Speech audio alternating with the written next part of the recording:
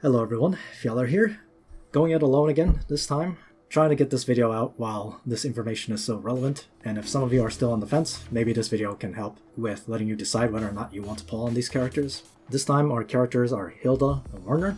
So as usual, when stuff comes to global, I'll try to keep this short and simple.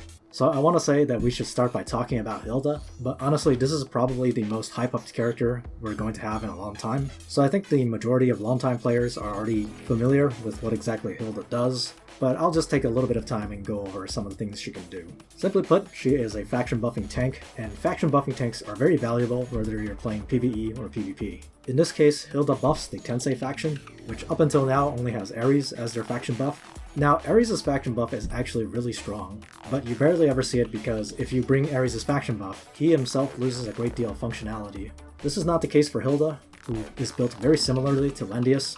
You bring a faction buff, you bring a guard skill, and then you can bring whatever utility skill you think you need as the final slot. Usually I 1C passive because she has a 3-cost guard. So for the purposes of this video, I think I should probably focus on the differences between Hilda and Landius. Because one thing I do see people ask quite a bit is whether or not Hilda replaces Landius. Now, in my opinion, the question is flawed to begin with. Because while it is true that Landius and Hilda perform the same function, whether it's PvE or PvP, the most important thing that determines whether you're using Hilda or Landius is all the other characters you're putting around them. If you use lots of Tensei characters, you go with Hilda, and if you use lots of Legend characters, you go with Landius. It's really that simple.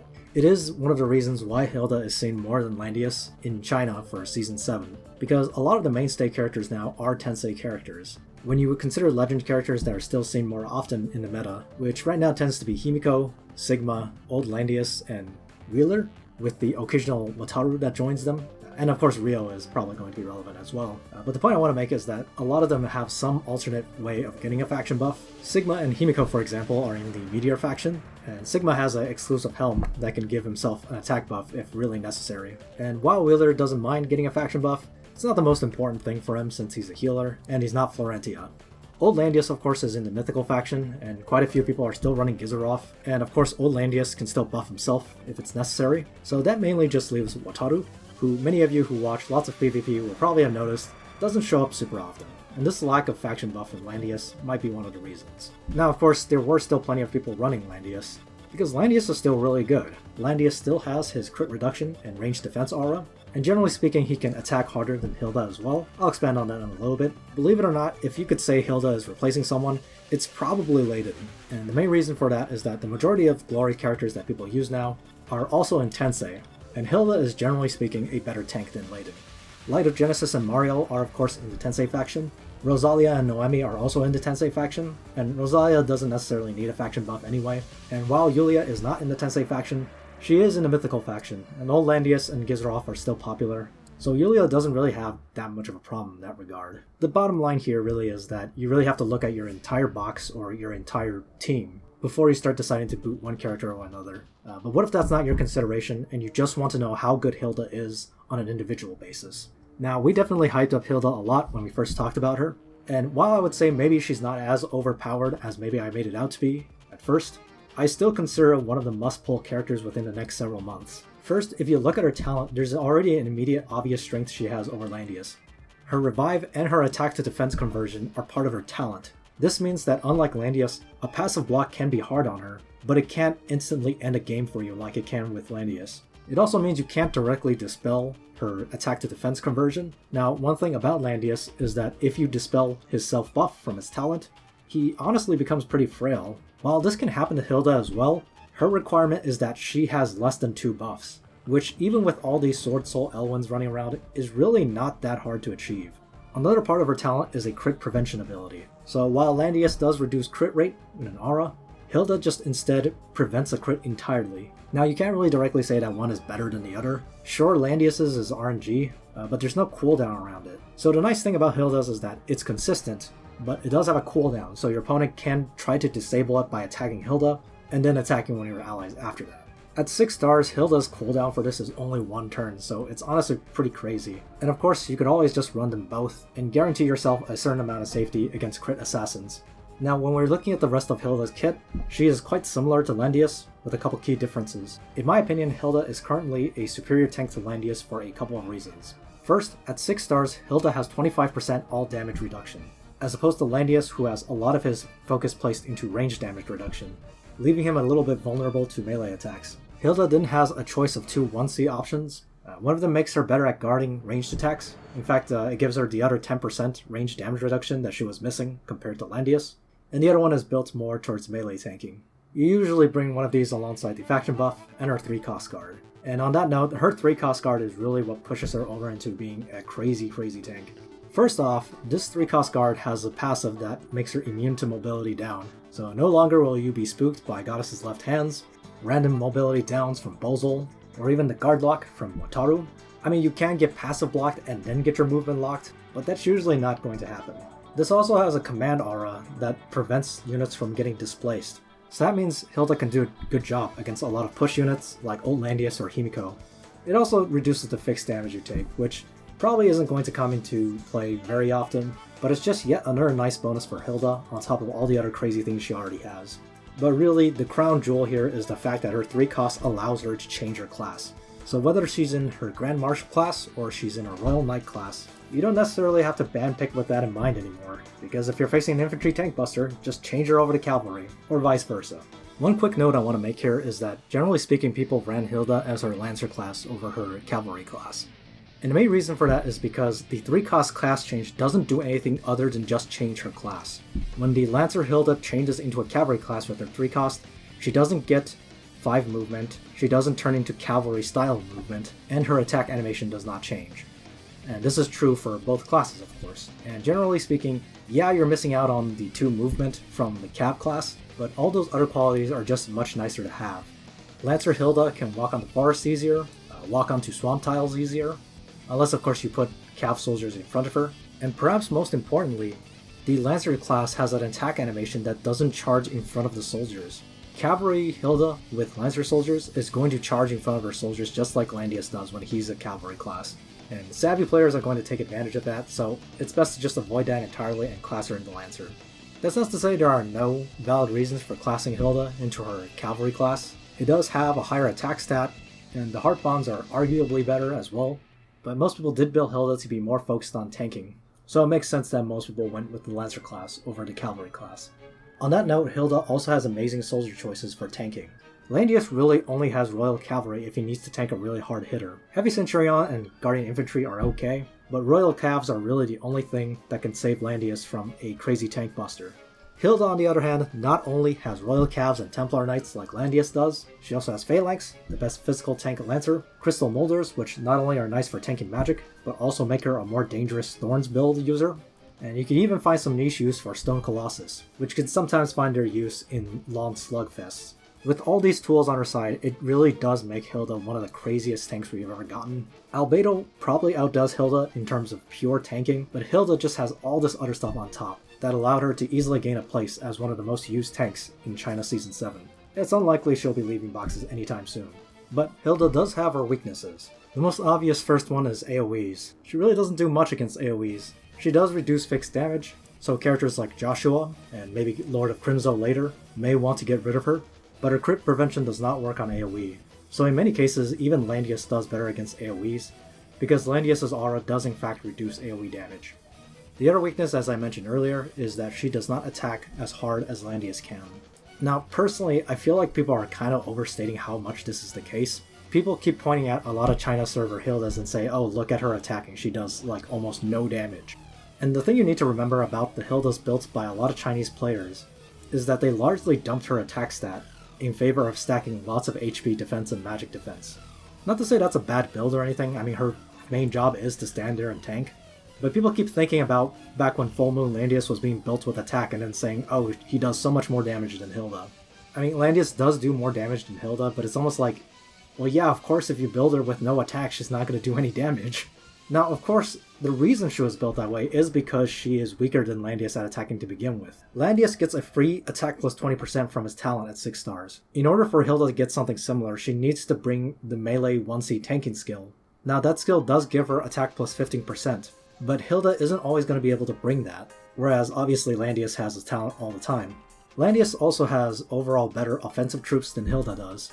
Sure, they both have Royal Cavs, and those are okay at doing damage, But Landius also has heavy Centurions, which are pretty good for doing counter damage, and he also has Treants, which also have a pretty respectable attack stat alongside a really huge attack bonus if you're at 100% life. Hilda's Phalanx and Stone Colossus of course aren't going to be doing a lot of damage. She does have the new Phalanx troops, which do a decent amount of damage, but they do remove your class advantage when attacking, so they're sort of a mixed bag when it comes to attacking.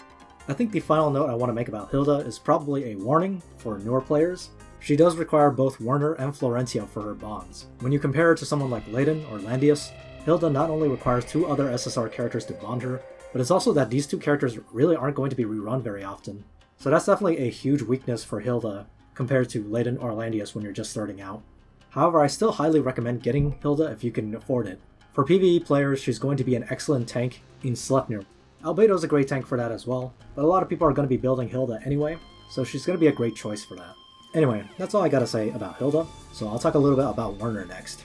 Werner wasn't seen as often as Hilda, but he was still a relatively popular choice, not just because of his Empire and Tensei faction pairing being a very popular one for the upcoming meta, but also because he's just kind of a nice enabler to have on any team, especially a rush team. So Werner is essentially just an SSR Letitia. His talent gives everybody a generic movement +1 buff, and he also gives an extra talent buff that allows people to ignore 1 block when moving over defensive terrain. He also comes with Sprint, if you want him to be increasing the attack power of a team. He himself can get a lot of movements via his 3-cost skill. His 3-cost skill is a buff that gives him 3 different modes of play, and each time he uses it he gives himself all stats +5% and move +1 up to 3 times. And the 3 forms on top of that, if you go for the speed form, he gets another +3 movement. If you go for his attack form, he gets up to +15% damage, which is nice because he has no stat or damage boost in his talent. And he also has a defense form that gives him damage reduction and heals him a little bit at the end of each turn. Obviously he's going to be in his speed or attack forms most of the time, but the defense form does have its place, especially in late game play. He can heal himself up, possibly stay safe from an attack or 2. Now all of the above kind of makes him similar to Akka in a way. Akka is a very popular choice for rush boxes right now, and Werner will also be popular for rush boxes. The main thing differentiating him from Akka is his own special attack skill that says if he moves 10 blocks before using it, he will pierce guard. So before now, rush enablers didn't really have this kind of ability, whether it's Akka, Estelle, Letitia, and even the occasional Chris or Matthew or anybody else who has sprint. None of them had the ability to pierce guard, so this is what makes Werner really unique. This is obviously a nice package for rush players because when you're picking Werner, you're not only picking your enabler, but you're also picking a character that can potentially trade for a key target that you are not interested in dealing with. However, as many of you who watch a lot of Chinese game might have noticed, Werner does have kind of a low kill potential. Now generally speaking, he doesn't really have any problems whatsoever killing the squishy targets. Once he's set up enough, he does have +15% to all stats, and he also has the +15% damage from the attack skill itself. So even if you're using speed form, that's typically enough to take out a pesky mage of some kind. But Werner is a double cav unit. Almost all of his troop choices are cavalry, and he himself is a cavalry. Characters like Bozo and Kruger, for example, have Lancer Soldiers, they have Stone Colossus. It's unlikely he's strong enough to pierce Bolt Rangers on a number of healers. Even Florentia has Amazon Champions at her disposal if she really needs them. Of course, most single target DPS do not run Lancer Soldiers, so Werner has a little bit of an easier time taking them out. Especially if you use Twilight Star, which was probably the most popular accessory to use on him. You can break the last rites of some assassins, maybe break sorceresses on a couple mages, although notably, a lot of the incoming meta characters are going to have some kind of safeguard against Werner. For example, we have Light of Genesis, who can teleport, so she can stand really far away if she wants to. Don't really have to worry about Werner in that case. Or you might have characters like Himiko, who just completely ignore one single target attack. So the amount of things that can stonewall Werner can still give him something of a hard time. Despite that he was still decently popular, there's still plenty of units he can kill. You just need to be aware of all the counterplays people have against him. You can kind of say it's the price of having this enabler who's also a guard piercer. That aside, there's not a whole lot to say about Werner.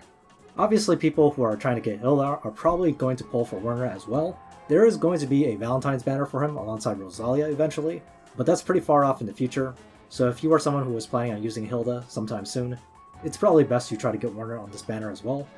For PvE players or more casual players, I don't think I would really recommend using Werner. He is a decent enough cav unit, but in order to unlock his bonds, you need to have both Rosalia and Leon. Now, aside from the fact that Rosalia is also one of those characters that doesn't get run very often, so that poses a problem for a lot of newer players, there's also the fact that, well, if you have Rosalia and Leon, you kind of have a better cav option right there for you to use. And that's all I really gotta say about Werner. He's a pretty simple and straightforward character. Of course he has the cool bike. The bike's probably not going to get power crept, so that's something to keep in mind. So next we have all these 3-cost skills. Honestly, the easy bottom line here is that none of these 3-cost skills were enough to bring these characters back into the meta. They're not bad skills, but they're all just kind of okay. So first we have Lambda, who got an AoE that is the Heaven Sanctioned style AoE. Now I do have a 6-star Lambda myself, and personally I am not a huge fan of this 3C. It's nice that Lambda can try to get in on the terrain wars with this, but the clock from her accessory just doesn't make this reliable enough. If you're trying to fight against old Landius tiles, or even Licorice tiles, they generally have more opportunities to clock. Of course, if you hit 5 targets, Lambda has a better chance to clock, but that's not always going to happen. It also makes her immune to silence if you bring the Forest skill, which is fine because if you're going to bring a 3-cost skill, there really isn't a whole lot of choices for Lambda for a 1C other than the Forest skill. But one of my biggest problems with this is the fact that the best build for Lambda is often just bring 3 AoEs. Only having 2 AoEs on Lambda can be very unreliable, especially if your opponent is spreading out and not allowing you to hit multiple targets with her. I guess one last thing to talk about is the actual terrain this creates.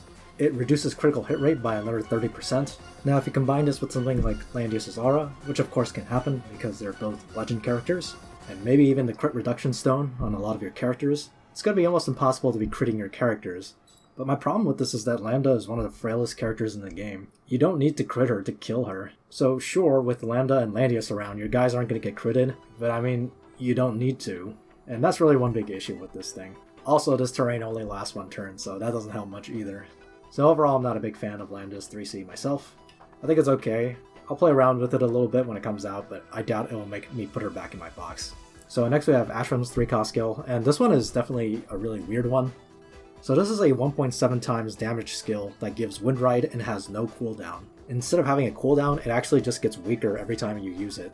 And once you're done using it a bunch of times and you don't want it anymore, you can instead move away after using it, and it'll then turn into Decimate, which gives Ashram another revive.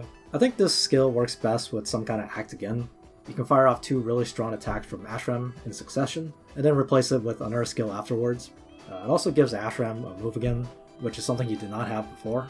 It's definitely an interesting skill, but it doesn't fix Ashram's biggest problem, which is his striking range. He's still a base 5 move character without any real gap closers. And another problem is that Ashram doesn't really have any good 1Cs to be using alongside this 3-cost skill. Reinforcements are okay, and so is Blast, but he probably would have preferred something like Legion. But yeah, overall this is an okay skill, but it doesn't really patch up Ashram's biggest issues. And finally we have Olivier with Roaring Bomb 2. This one is fine, but Olivier really isn't seen in boxes anymore. He was often used in AoE rush strategies, and he was an okay enabler via excitation. But now that Akka exists and Werner is coming out, he's going to be seen even less in rush boxes. Now I do feel the need to point out that once Burnout comes out, and you have various other buffs for the Empire faction, if you want to run an AoE Empire box, Olivier fits in there pretty well. The problem I have with it is that you will often be bringing excitation, so oftentimes you're probably going to be using Roaring Bomb 2 to replace Heartless Requiem. And that skill is often a lot better to bring because it's easier to reach your opponent when you have a self-target AoE like that one, as opposed to this one which requires a target. And honestly, aside from the damage, which is respectable, the extra effects on this are just okay. It decreases the enemy's damage just like the original Roaring Bomb did, but it also increases the damage they take. So it's a nice initial AoE to use to set them up for other AoEs. It also has a 15% chance to make your opponent unable to use normal attacks, which is probably the weirdest thing I've seen on a skill since Joshua's double tap. I mean, when it happens, I'm sure it can be helpful. It's just kind of weird that there's only a 15% chance for this to activate. Anyway, just like the previous two, this one does not really fix Olivier's problems. Honestly, he probably would have preferred an enhanced excitation over this, but I guess Zalone doesn't like being nice to SR characters. Next, we can take a quick look at these exclusives for Renata and Shilinka. Renata's is an all-around buff to Renata's effects, but it really doesn't give her anything new to play with. It is nice that the debuffs that she inflicts now have an extra turn of duration, because honestly it was kind of silly that before her debuffs only lasted 1 turn. This is especially the case with Empowering Dragon Seal, because it's like, if you casted it, your opponent could just end their turn and it would go away. This at least can force your opponent to have to respond to that in some way other than just ending their turn. They might have to run that character away, they might have to cleanse it. This also gives Renata Wind Ride anytime she activates her talent. Wind Ride is always good for a DPS to make sure they don't die to counters.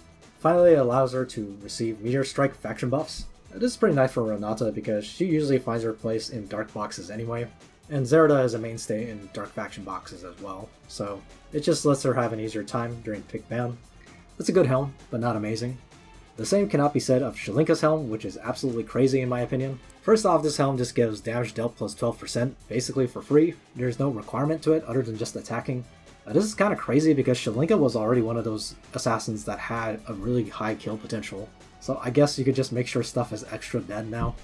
The buff duration increase is very good, because that means now Fleeting Flash lasts 2 turns instead of 1, and it also says that when she's in slumber, her buffs will not decrease in duration. The combination of these two effects basically means that if Shilinka teleports in and you kill her first life, she's still going to have Fleeting Flash up even after her slumber ends, so you can't just leave her alone. It makes her a much bigger threat and not one that you could handle the same ways you could before. All that being said, this doesn't change the fact that Shilinka is still one of those characters that requires your opponent to position in a certain way for her skills to work. So she still has that limitation, but Shilinka fans are definitely going to be happy about this one. Alright, now let's talk about these new troops they added. Let's start with these new Phalanx soldiers, because I guess Zalone really wants to confuse the shit out of us. Now, right now their in-game description is actually inaccurate. Most of the description is correct. It says that their attack and defense are increased, and when they're attacking, their damage dealt increases. It's the final part of the in-game description that says that it ignores class disadvantage that is inaccurate. These guys do not just negate class disadvantage, these guys negate class effects entirely when you're attacking. So if, for example, you're using these on Vargas, and you use Power Stab on Cavalry, you're actually going to do less damage with these guys around than if you just had Vargas without soldiers using Power Stab. So because of that, these guys are not a straight upgrade to Amazon champions. Not that it would matter, because the majority of the characters who can use these can't use Amazons anyway, but let me just quickly go through the characters that can use these, and tell you whether or not you want to raise these based off the characters you have. For Ultimiller, I personally would not recommend them.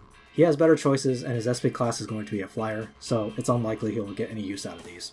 Bernhardt gets okay use out of them, but honestly, you will have noticed that many people instead use the werewolves, which I'll talk about in a second, over a lot of the other troops he has. These are okay if you want Bernhardt to be able to attack into a cav safely, but other than that, they're definitely not a top priority for him.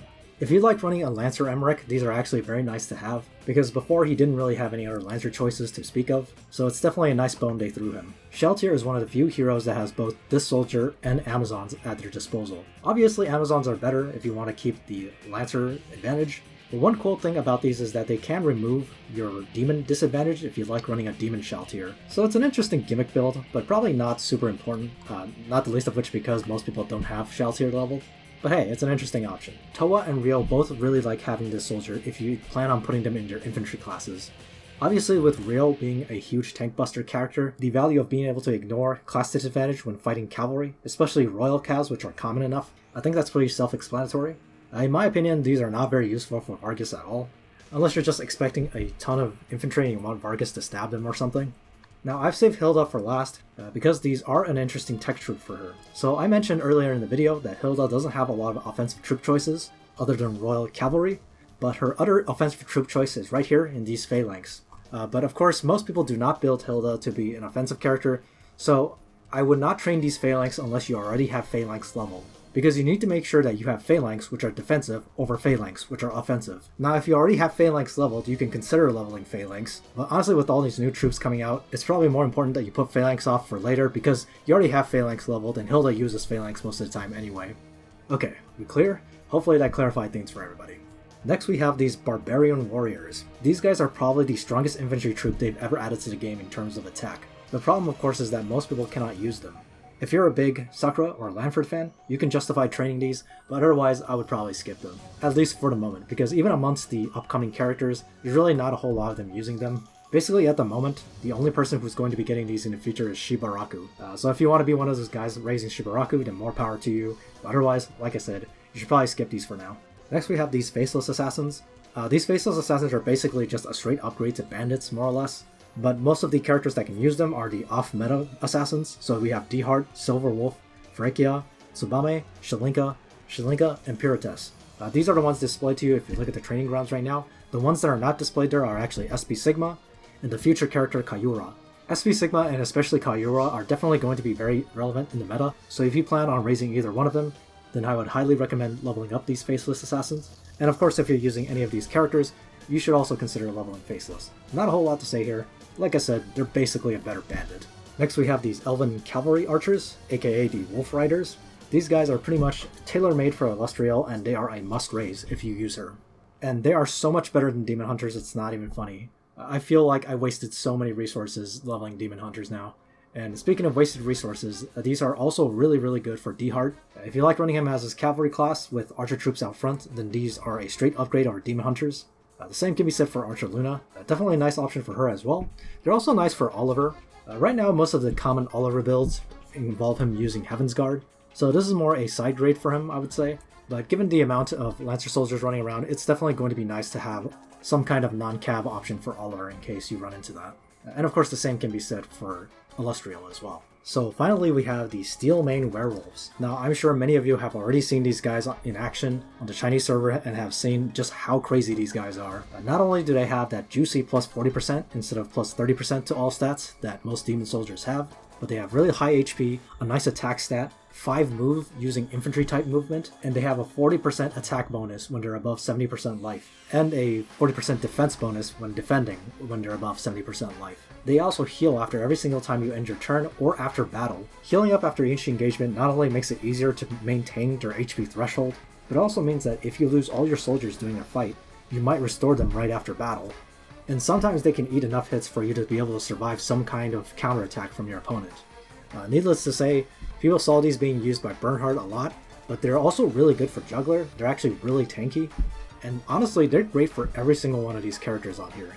They just sort of have it all. They have offense, they have defense, they have sustainability, and they have great base stats. Obviously their weakness is that they're demon soldiers, but obviously unlike demon heroes, they're not as big a liability because you can swap them out anytime you want. So if you're expecting a holy enemy, then obviously don't bring them, but if you don't, they're definitely worth training, especially if you plan on using Bernhard after his 3 cost comes out.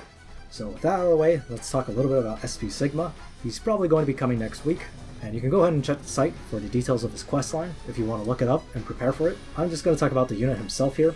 So many of you have probably seen SP Sigma in action. He's an assassin class now, and this is pretty much in addition to being able to do the same role he's always been able to do, which is something of a long-range anti-rush character. If you want, you can still bring things like Strong Wind Snipe and have him attack at 6 range, because his new talent still increases his attack range like the normal one did, but it's just a little bit more flexible because you don't have to get rooted in place when you have it. The difference now is that he has 2 new skills, and one of them is a 1-cost skill that allows him to pierce guard up to 3 spaces away. And now, being that his talent only gives him +1 movement, if you try to use him like a normal assassin, that means he only really has a threat range of 7 blocks, 4 move plus 3 range attack. Obviously this is not including things like Breeze, but of course if you compare that to someone like Zerda, you would probably be better off using Zerda. His truly unique skill is this new dueling skill he gets. By combining it with its 3 cost, he can teleport himself next to the marked opponent and attack that hero directly. This skill also gives him the Extreme Magic Bow effect, so you actually don't need to equip him with Extreme Magic Bow. His best weapon is by far the Crystal Stinger Dagger. So many of you have probably already seen on the Chinese server that Sigma is often used to trade for 1 unit. 4 movement plus 5 attack range for this dueling skill is very powerful. Its killing power is also quite impressive since Sigma attacks the hero directly, although unlike Omega he cannot use his soldiers alongside himself when he's doing this. So Sigma is definitely a very enchant reliant character. You want your Sigma to have crazy stats in order to ensure this kill. We've seen games where Sigma might have gotten a kill on a very tanky unit on Reen, and sometimes we see a game where Sigma completely fails and you're just throwing a unit away. So in that sense, Sigma is a very risky character to be using. And that is on top of the fact that this dual skill is very risky for Sigma himself as well. This skill makes both heroes attack each other directly. So if your Sigma doesn't have enough bulk, he will actually get himself killed when using this skill as well. Sigma's kill potential varies wildly based on what kind of equipment you give him, but there are a couple slots that are pretty safe assumptions for Sigma no matter what kind of builds you're going for. His weapon is almost always going to be Crystal Stinger. His armor is almost always going to be Last Rites, which by the way makes it so that mirror armor actually screws him over really bad. His helm is something of a flex slot. You can go with Keen's Crown, of course, it's a staple for any leather armor wearer. You can use this exclusive, and you can try to fish for the attack bonus. Honestly, this is a case where it really sucks that Sigma's exclusive is as meh as it is. You can of course use Jormai if you want a little bit more defense, and you can even use Nord's Helm if you really want to. That is probably the best helm for Sigma if you just want to worry about surviving dueling, but usually it isn't that important. So the main build difference between the majority of Sigmas probably comes from the accessory. Twilight Star of course is a very popular choice for Sigma. Sigma has very few damage mods, so being able to break last rites before battle is very important for him. But obviously this leaves him very vulnerable to dying in his dual skill, because Twilight Star offers no bulk stats whatsoever. It does however make his long range strikes, such as Strong Wind Snipe and his 3-cost skill, more effective, especially if you're trying to use him to one-shot Juggler or something. You can of course use standard attack accessories like Slayers or Judge Talisman. Elven Ring is also a potential choice since it gives a bit of defense when you're attacking, and by that same logic, Lone Star Amulet is also a good choice, although that choice is pretty much only if you plan on using Sigma as a single target trader and nothing else. Because if you ever plan on having Sigma near your team and using Strong Wind Snipe from far away or something, then obviously Lone Star Amulet becomes very awkward to use. Now, I've heard some people joke that maybe they'll use a Bracer Emblem on Sigma so that their last rites cannot get broken by mirror armor. I personally would recommend against this. I don't think it's a good idea. Maybe you can test it a little bit, but I'm guessing if you're going to do that, you need whale level and chance to make it work. Either that or you have to accept that your kill list gets a lot shorter if you use Bracer Emblem instead of some kind of attack accessory. So with all that being said, you may have noticed that Sigma's skill set when he's using his duel is very strict. He is pretty much locked to one skill set if you want to use his dual skill. You have to bring the dual skill itself, which is 2 cost, you have to bring his 3-cost skill, which obviously is 3 cost, and you have to bring the 1-cost skill that enables his guard piercing. This can be kind of a bummer if you enjoyed the rest of Sigma's set before. The dual set is definitely Sigma's most unique and strongest skill set now, but that's not to say that his other skills are completely useless now. You can still run some interesting combos, like for example bring his 1-cost guard pierce, and maybe bring something like Neutralizing Fire, or Strong Wind Snipe, or even Savage Attack. You can still bring Ranger's Heart to cycle as cooldowns if you really want to. And of course, Standing in Forest increases the attack power of assassin troops. Roundabout and Deathmatch still have some value, although it's pretty hard to fit all of those onto Sigma because he now has his 1-cost passive slot taken up by his new Guard Pierce skill. And of course, if you have lots of legend characters, you can still maybe consider bringing Faction Buff on him. But yeah, Sigma is definitely one of the characters that feels this 3 skill slot limitation the most out of the cast of heroes in this game. Probably my one big complaint about this character, but overall, SP Sigma, pretty big buff to the guy. Probably not a must-have hero, but if you already had Sigma trained or you're a fan of Wikigrisser 5, then it's definitely a huge upgrade for him. So I'll just finish this off by going over real quick some of the content they added this patch. First, we have some new main story chapters. In terms of rewards, there's not any key pieces of equipment coming out of this. There is a free Chief's Helm, I believe. And there's a handful of nice rewards like Dragon Tickets and Wheels of Fate around in there, but overall it's not something I think anybody needs to be in a rush to get. You know, there's no miracle staff yet, so just enjoy the story at your own pace. Next we got both new Twisted Fate stages and a new Forbidden Battleground. Now this is a lot of content all at once, which is pretty cool. I'm not going to say too much about these two things right now. I plan on making some videos to show my clears of these stages, so maybe look forward to that if you need help with that. As for what Secret Realm event we might be getting this month, I'm honestly not entirely sure. If we were going to follow what the Chinese server got, we would probably get Reichenbach Falls, which is a Sherlock Holmes themed Secret Realm event, but currently I actually don't know what we're getting. It is possible they might bring one of the Secret Realm events they skipped over, but we'll see I guess. But anyway, that's all I gotta say about this patch. I know I said I'll try to keep it short, but this still ended up being over half an hour long. If you guys still have any questions, make sure to ask them below and I'll try my best to answer them. Thanks for watching, and I'll see you guys next time. Hey, you know what's cooler than Werner's bike? These guys right here. Look at how cool these guys are. They're total badasses, okay? These are guys who gave money to some random guy on the internet who writes and talks about video games, and I think they deserve some appreciation for that. But in case you don't want to join these awesome people, remember to like, comment, and subscribe. Thank you everyone so much for watching this. Thank you for the support, whether it's on Patreon or anything else, and hopefully you guys keep finding this stuff useful.